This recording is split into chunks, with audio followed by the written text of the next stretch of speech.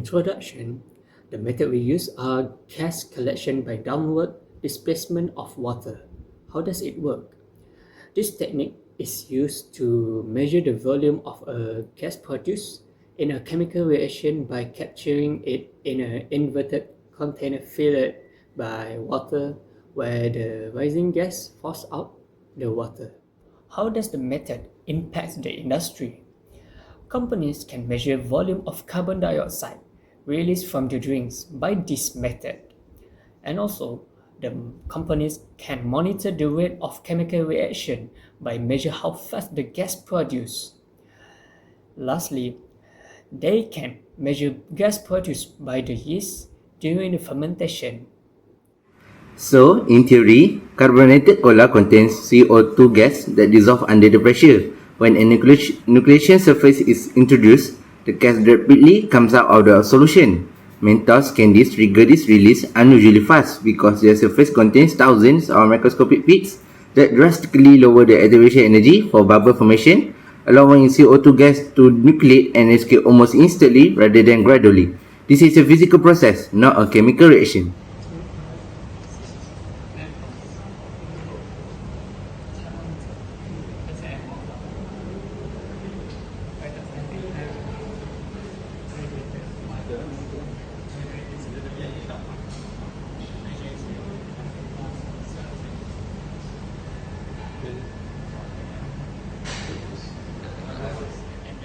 So the first step for our experiment is that we fill this water basic until it's 2/3 of its volume. Step 2. Fill up the graduated cylinder until it's full. Now with the step number 3, we turn upside down the cylinder into the vessel.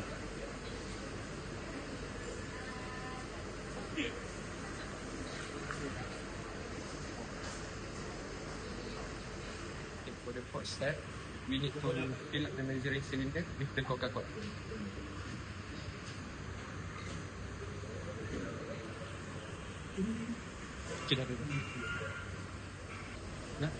After that, we need to pour this Coca-Cola into the conical flask.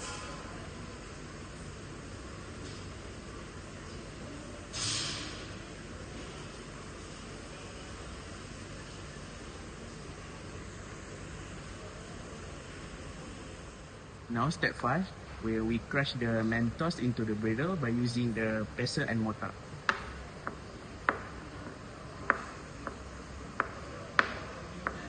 We put the Mentos into the coke, and the gases produced will flow through the tube and produce gas, which will refine the volume inside the cylinder. Okay.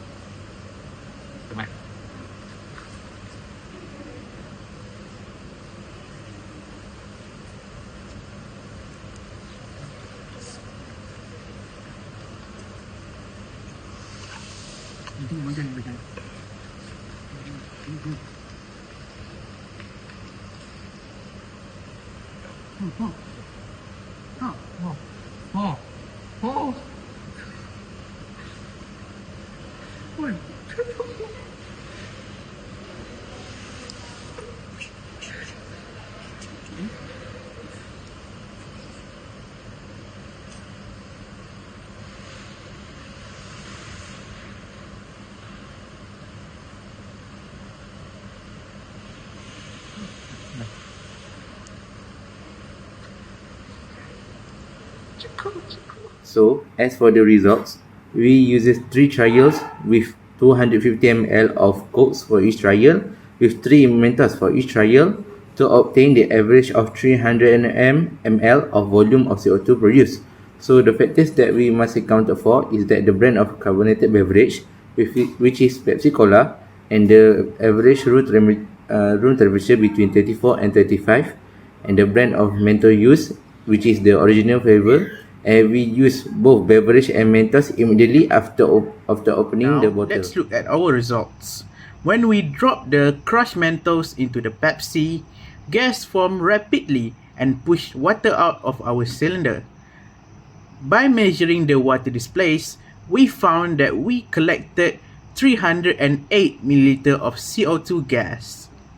This happens because Mentos have a rough, porous surface full of tiny pits. These act as a nucleation site, allowing dissolved CO2 in the Pepsi to escape quickly as bubbles, instead of slowly like when you just open a soda bottle. Candy's rough surface drives this rapid gas release. It's important to note this is a physical reaction, not a chemical one, which are no new substance is formed. The CO2 was already dissolved in the Pepsi. The Mentos simply speed up its release. Our water displacement method let us measure this process accurately, rather than just watching this eruption. Okay, so for the precautions. Number 1. Open the carbonated beverage only when ready to begin to minimize carbon dioxide loss.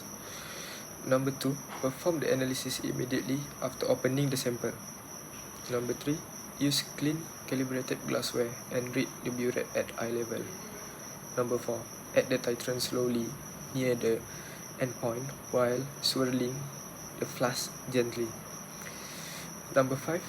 Maintain a constant room temperature throughout the experiments. For the last one, repeat the titration at least 3 times for a reliable results. For the conclusion, the experiment successfully measured carbon dioxide release from a carbonated beverage. Mentos caused rapid carbon dioxide release by providing nucleation sites. Water displacement effectively measured the gas volume. The reaction was physical, not chemical, since no new substance were formed. Minor errors such as a gas leakage or delay sealing may have affected the results.